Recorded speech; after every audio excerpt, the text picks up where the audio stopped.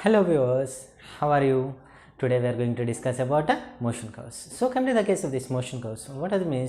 We are going to discuss about the graphs based on graphs. Here in the case of these graphs we are going to discuss position time graph and velocity time graphs as well as acceleration and time graphs. Actually when we consider a graph, here what we do is we consider independent quantity. We consider independent quantity along the x-axis and dependent quantity along the y-axis. Dependent quantity along the y-axis. So by considering this, we can represent the graphs. Always remember that independent quantity is represented along x-axis and dependent quantity is represented along the graphs can be solved based on two methods. In the first method, here what we do is we consider the slope along the x-axis and y-axis, along the x-axis and y-axis. So here we are going to represent the slope. So here in order to find the equation for this slope, what we do is we just extend the slope. The angle made by the slope with respect to x-axis represents the equation of slope for straight line. This is being represented based on the tangential angle made by the slope with respect to x-axis. So based on that, here the equation can be given as m is equals to tan theta. M equals to tan theta. By using this method, we can find the graphs. In second method, here what we do is we consider the slope along x-axis and y-axis. So here the slope is being represented. Now what we do is we just draw the perpendiculars from the slope along x-axis and y-axis. Along x-axis and y-axis by considering the points A and B. And here these perpendicular lines are being represented as x1 and x2 and y1 and y2. The slope of straight line is given as m equals to difference in the y coordinates to the difference in x coordinates, and it is represented as y2 minus y1 by x2 minus x1. Now we are going to discuss about position time graph. Come to the case of this position time graph. Here what happens is we consider independent quantity along the x-axis and dependent quantity along the y-axis. So here what we do is we consider time along the x-axis. Why? Because based on the time itself, position is changing. Position is represented along the y-axis. Come to the case of this. Here what we consider is the slope of the tangent. The slope of the tangent at any point on the graph represents instantaneous velocity based on position and time. The slope of the tangent at any point represents instantaneous velocity. Whereas the difference between the slope of the chord, the difference between the slope between 2 points represents average velocity. Average velocity. Based on these two topics, now we are going to discuss about the particle at rest position. So before going to represent this, here observe that we have context and shape of the graph as well as comment on shape of the graph. Comment on shape of the graph. Suppose if you consider the particle is at rest position, means initially it is at a position of x0. It is at a position of x0. As the time increases, its position is not going to change. Then we get a straight line with respect to x-axis. After that, this straight line is parallel to x-axis. A straight line is parallel to x-axis. Observe that it is parallel to x-axis. That is the comment on this graph. Whereas now we are going to consider the particle with uniform velocity. Here observe that at time t equals to 0, the position is 0. Based on that, here we consider the graph slope from origin. Now here what happens is as the time increases, the position increases. So it is being represented by the slope. Observe that here we got a straight line with positive slope. Positive slope.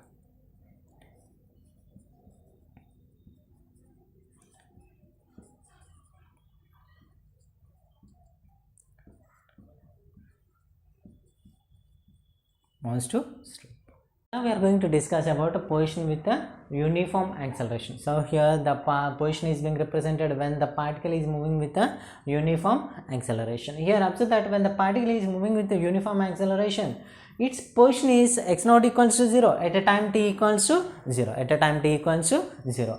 So now by using the equation of motion s equals to ut plus half a t square, we are going to consider the position as equals to x minus x naught, x minus s naught. Observe that x naught equals to 0. So here if we substitute x naught equals to 0, s equals to x. So in the place of x, if we substitute x, we have x equals to ut plus half a t square, s equals to ut plus half a t square. So if based on this equation, if we draw the graph between position and time, then the graph will be like this. The graph will be like this. Means we can represent that here the graph is in the form of a parabola. It is in the form of a parabola in increasing mode.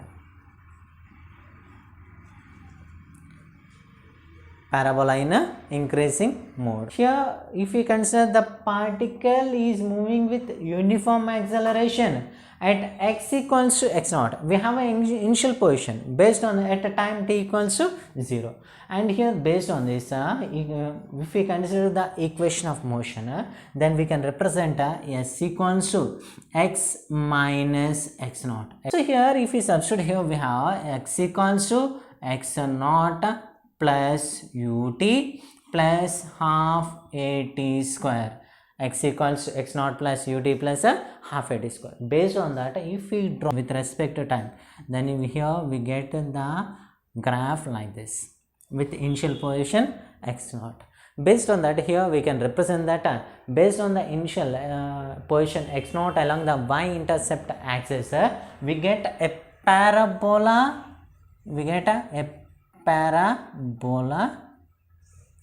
in increasing mode,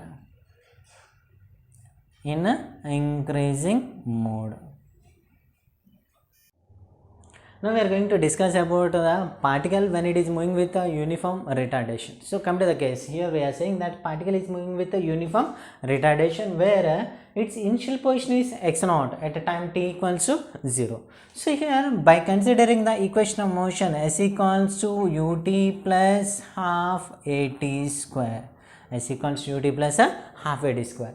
So s equals to x minus x naught. Substitute, we have x equals to x naught plus ut plus half a t square, x equals to x naught plus ut plus half a t square, where here the acceleration is represented with a negative sign.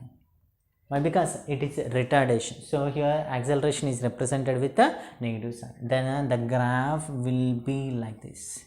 So based on that, we can represent that a parabola in decreasing mode. Parabola in decreasing mode. Now in this case, the particle is projected vertically upwards. So here when the particle is projected vertically upwards, it travels up to a maximum extent and it returns back.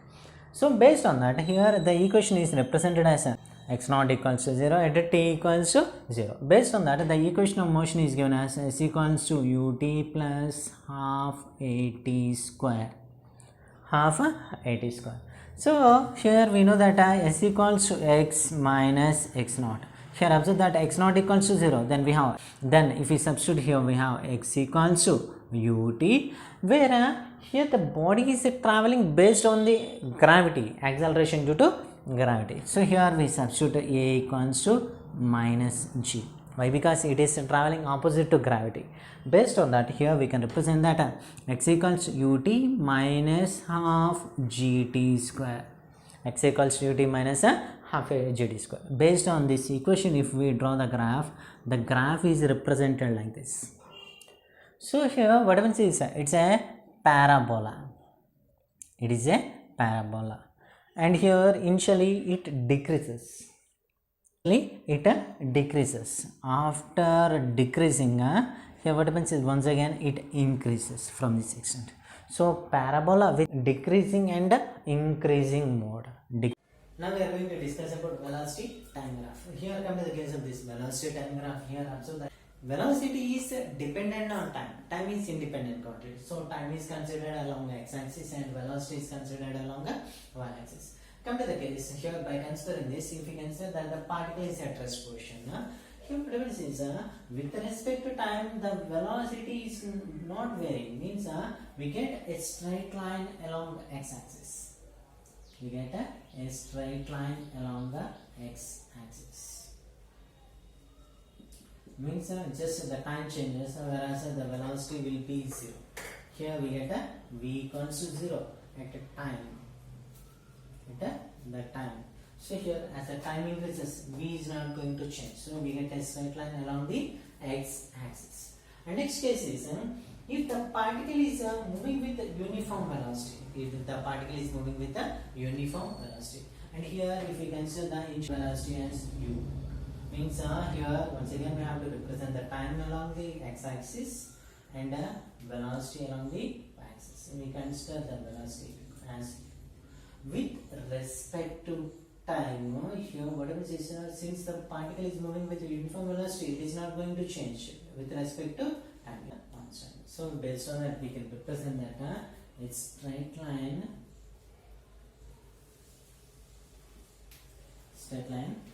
parallel to x-axis. Parallel to x-axis is formed. Parallel to x-axis. The velocity is represented along y-intercept. Velocity is represented along the y-intercept at v is equals to u. Here we consider particle moving with a uniform acceleration. Here we are going to say that the particle is moving with a uniform acceleration. So that at a time t equals to 0, its initial velocity is 0. So based on this, here now we have to represent the equation. Now in order to find this, we consider equation of motion v is equals to u plus at. We are saying that at time t equals 0, v equals 0, velocity is 0. Means in the place of u, if we substitute u 0, we have v is equals to 80. V equals to 80. Based on that, if we draw the graph by considering time along x-axis and velocity along the y-axis, we get a straight line. A straight line with a positive slope. Straight line with a positive slope. So next, consider particle with uniform acceleration with velocity, initial velocity u at a time t equals to 0. So here by considering the equation of motion v is equals to u plus at. Here observe that the initial velocity is u. Based on that, if we draw the graph, here we get a graph along the x and y axis like this by considering the time as well as the velocity. Its initial velocity is u. Observe that it is a straight line with a positive slope. With y-intercept at u.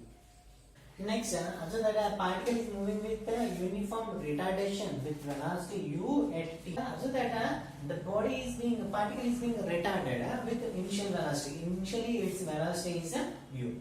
So here, let us represent the initial velocity u along the y-axis. So here, as we represent the initial velocity u with respect to time, it is retarded. Means the velocity is being decreased like this. So here, as you observe that the comment is we got a straight line with a negative slope.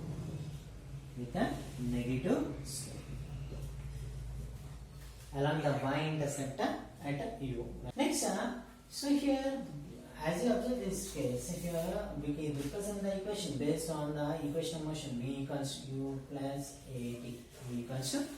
at. As the velocity is decreasing, acceleration is represented with a negative sign. A equals to minus negative sign. Based on that, here we can represent that v is equals to u minus 80. V equals to u minus 80. Next, if the particle is projected vertically upwards, means if the moving from ground to upwards like this. So here in this case what happens is the acceleration is represented with a negative sign, a equals to minus 2, and by using the equation of motion we have v equals to u plus at, v equals to u plus at. So here since the body possesses initial velocity v is equals to u at time t equals to 0, based on this if we consider we have v equals to u minus gt, v equals to u minus gt. Based on this, if we draw the graph, we get like the velocity with respect to time initially decreases. After, as it touches the x-axis at the origin along the y-axis, again it increases in opposite direction. It increases in opposite direction. Based on that, here we can represent that a straight line is formed negative slope. With negative slope. Now we are going to discuss about acceleration time graph. Come to the case of this acceleration time graph. Here we consider time along the x-axis and acceleration along the y-axis. In the same way, here based on that, now we are going to consider if the particle is moving with a constant acceleration. Means we represent the acceleration as a naught. Then if we draw the graph based on constant acceleration, here it remains constant. Means based on that, here we can represent that a straight line is formed parallel to x-axis. Straight line is formed parallel to x-axis. Now we are going to discuss about acceleration time graphs. So in order to consider this, if we consider time along the x-axis and acceleration along the y-axis. So here the first case is a particle is moving with constant acceleration, at where we consider a equals to a naught. If we consider the acceleration as a naught, then with respect to, since the body possesses constant acceleration, it does not change with the time. A straight line is formed parallel to x-axis. Straight line is formed parallel to x-axis. Whereas here, if you consider a particle is moving with a non-uniform acceleration, so here we are representing that a particle is moving with a non-uniform acceleration. After that, here acceleration a equals to 0 at t equals to 0. Then based on that, here we represent a slope with a variable mode. Represent that a slope is formed in variable form. Slope is formed in a variable form.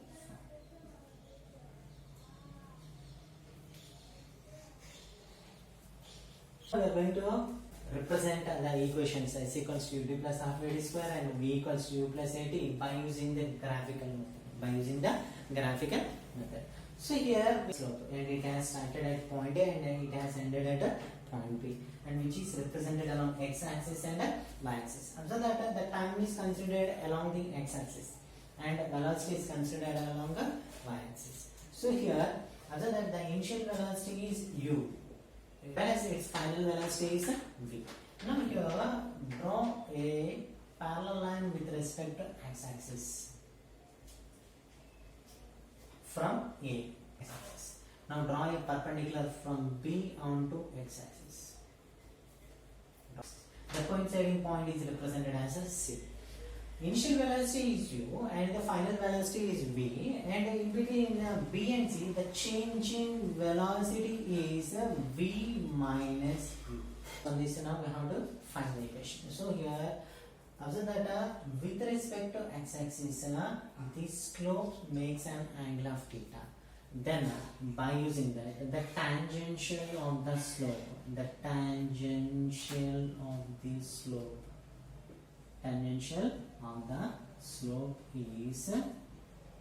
tan theta is equals to opposite side v minus u, and here as the time is present we have time along this axis t, we have v minus u by t. Here also that the slope is being represented by acceleration. So here tan theta is represented by a equals to v minus u by t. Based on that, on cross multiplying, we have v minus u is equals to at. Then we have v equals to u plus at. equals to u plus. I have to derive s equals to ut plus half a d square. In order to derive this equation, we consider the area of rectangle as well as a triangle. Whereas observe this, the coinciding point here, it is represented as d. Area of rectangle as well as area of a triangle u displacement. So here the displacement is equals to area of a rectangle. Area of a rectangle plus area of a triangle. Area of a triangle. So based on this, here observe this area of rectangle, nothing but length into breadth, nothing but OA into OD. So it is represented as OA into OD plus. Whereas area of triangle is half into base, nothing but AC, or parallel to OD. Then we can represent it as half into OD into height BC. So if we substitute the values, here we have S equals to OA. OA is nothing but U, initial velocity U into OD time T plus half into OD is nothing but T into BC is V minus U. BC is V minus U. Whereas by using the equation acceleration, we know that A equals to V minus U by T. From this we have V minus U is equals to 80. In the place of V minus U, we can substitute 80. If we substitute here, we have S equals to UT plus half into T into 80. So here T into T, nothing but T square. So we have S equals to UT plus half AT square. Now we are going to solve a problem based on the graphs. So a bus accelerates from rest. It has started from a rest position at a constant rate alpha. At a constant rate alpha. So here the bus has been started from rest at a constant rate alpha for some time. After which it decelerates at a constant rate beta. At a constant rate beta to come to rest. If the total time elapsed is t seconds, then evaluate the maximum velocity achieved by the bus as well as the total distance traveled graphically. How to find this here? First of all, observe that here initially it has been accelerated. The bus has been accelerated with alpha, and the bus has been decelerated with beta. So the time for acceleration is represented as t1, and for the deceleration it is represented as t2. Based on this, here the acceleration equation can be given as alpha equals to maximum velocity by time taken. For acceleration, alpha equals to V max by t1. From this, here we have t1 is equals to V max by alpha. For deceleration, the deceleration equation is given as beta equals to V max by t2. Why? Because the bus has been decelerated for a time t2. Then based on that, here t2 is equals to V t2.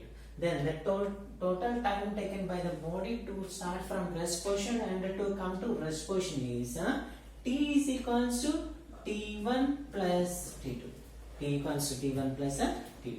From this equation, here we have T is equals to V max by alpha plus V max by beta. Why? Because here T1 equals to V max by alpha and T2 equals to V. Observe that we can take a V max as common. If we take V max as common, we have 1 by alpha plus 1 by beta. Then we have T is equals to V max into alpha plus beta by alpha beta. So if we send this alpha and beta towards this side, then we have V max is equals to alpha beta by alpha plus beta into. Find the total distance traveled by the body graphically. We consider distance is equals to half into base. Means nothing but the total time taken by the body. Time t into height, maximum velocity, V max. V max. So based on that we can write it as half into T into V max, where we know that V max equals to alpha beta by alpha plus beta into T. Then if we substitute this value, we have half into T into alpha beta by alpha plus beta into T. T into T. So here we have T square. Then we can write it as half into alpha beta by alpha plus beta into T square. This represents the total distance traveled by the bus. The next problem is that the displacement time graphs of two particles P and Q are shown in figure. This figure. Now we have to find the ratio of velocities. So here, based on this, the slope equation, we know that V is equals to tan theta. Based on this, here we can represent it as V suffix P by V suffix Q equals to tan 30 by tan 60. Tan 30 by tan 60. Then we have tan 30 is nothing but 1 by root 3 by root 3. So we have 1 by 3. Root 3 into root 3 is nothing but 3. Then the ratio of velocity is 1:3. The next problem is a body starts from rest and travels a distance s with a uniform acceleration. Then moves uniformly a distance of 2s. Moves uniformly a distance of 2s and finally comes to rest after moving further 5s. After moving further rest motion with uniform retardation. Find the ratio of average velocity to maximum velocity. We have to find the ratio of average velocity to maximum. As you observe that we have a triangle. Based on that, the displacement is given as s equals half into base into height. Base is nothing but t1 into height v max. So based on this, here we have t1 equals to 2s by v max. 2x by v max. It represents the time taken by the body. As you observe the second case, in the second case the body has a travel distance of 2s with uniform velocity. Based on that, we can represent that 2s is equal to v max into t2. Then we have t2 equals to 2s by v max. 2s by v max. Next, again here we have triangle. From this we have 5s is equal to v half into base into height. Then we have half into v max into t3. V max into t3. From this we have t3 is equal to 10s by v max. 10s. Why? Because 5 into 2. 10s by v max. It represents the sum of the times in order to travel the total distance. From this now we have to find v max, where we know that t is equal to t1 plus t2 plus t3. Based on that equation, we have t is equal to 2s by v max plus 2s by v max plus 10s by v max. So here, as v max is common, we have 2 plus 2, 4, 4 plus 10, 14s by v max. Then we have v max is equal to 14s by t. 14s by t. Now we have to represent the average velocity. The average velocity is given as v average is equal to total displacement by time taken. Total displacement is s plus 2s plus 5s. S plus 2s is 3s. 3s plus 5s is 8s. 8s by the total time taken by the body in order to travel this displacement. So here we have to find ratio of average velocity to maximum velocity. Then we have v average by v max is equal to 8s by t by 14s by t. So here t and t gets cancelled, s and s gets cancelled. So we have 8 by 14.